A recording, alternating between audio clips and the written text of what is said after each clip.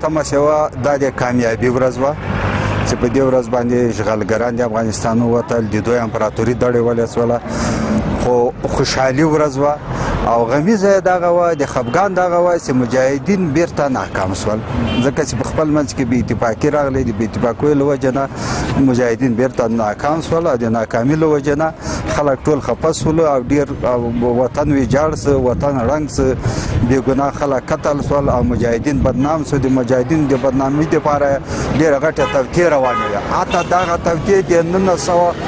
د 1902 اتیا نه دغه توطیې روانې شوې وې چې څه رقم ته دغه اسلامي انقلاب ناکام کړي او د اسلامي انقلاب مخه څه رقم وګونیسو.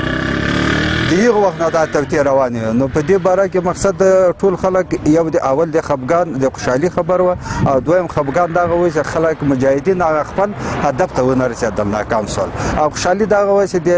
روس امپراتوري دړې ولسوله، ولس جای شوه، ولس ټوټې شوه. دا د خوشحالي هغه د ثور انقلاب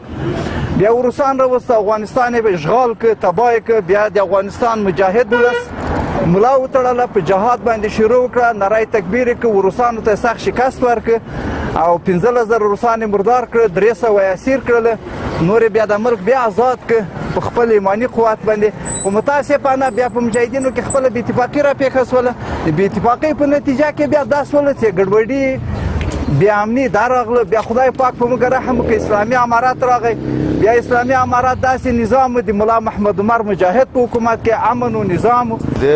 د مخه په ځوان کې د ثور اتمه ډېره ښه د هغه ورځ وه چې مجاهدین کامیابه شول او د کوپارو کوم یرغل چې روسانو کړی و هغه له منځه لاړ. نو اسلام همیشه ان شاء الله حق ده او په حق به روان حق به هیڅ وخت نه ورکیږي. په روسانو پسې بیا دغه د روسانو یرغل روانو، مجاهدین بیا سره دغه رهبري لږ لږ سره اغوسوله، خو بیا هم اسلام ان شاء الله په اتفاق یو اتحاد و. امریکایان راغلل، د امریکایانو نظام ړنګ سو، امریکایان دغسې شکست وخوړ، دغسې هغه سو. افغانستان خلق ان شاء الله همیشه په حق دی، حق هیڅ وخت په افغانستان کې نه ورکیږي او نړۍ دې په دې پوه سي که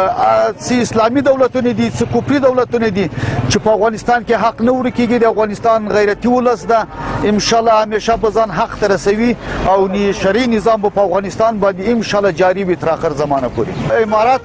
بیا کفارو ته چې دغه نوي ځوانان هغه د مجاهدینو کوم رهبران چې هغونه چې لږ زره شواړه سوله، امارات خدای را پیدا کړ، بیا د غیرتي ولس بیا په هغه کې راپورته سو، دغه ځوانانو بیا په میلیونو شهیدان ورکړل، چاپې وې، کفارو، کمونستانو، کمونستي رژیم و، هغه خدای ړنګ کړ. بیا اوس امارات ان شاء الله اوس بیا دغه شرعي نظام ده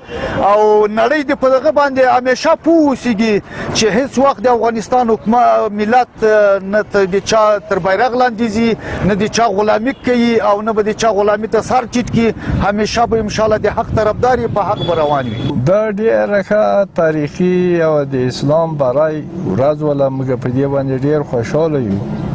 او ډېره ښه نیکه ورځ وله او هغه ورځ ډېره ګنده وله چې کوم اتم د ثور او کمونیستان کودتا وکړله او روسان راغله. له هغې ښې ګنده ورځ د ما عمر تقریبا 70 کاله ده، په دې 70 کالو کې دومره ترخه ګنده ورځ بله نه وله.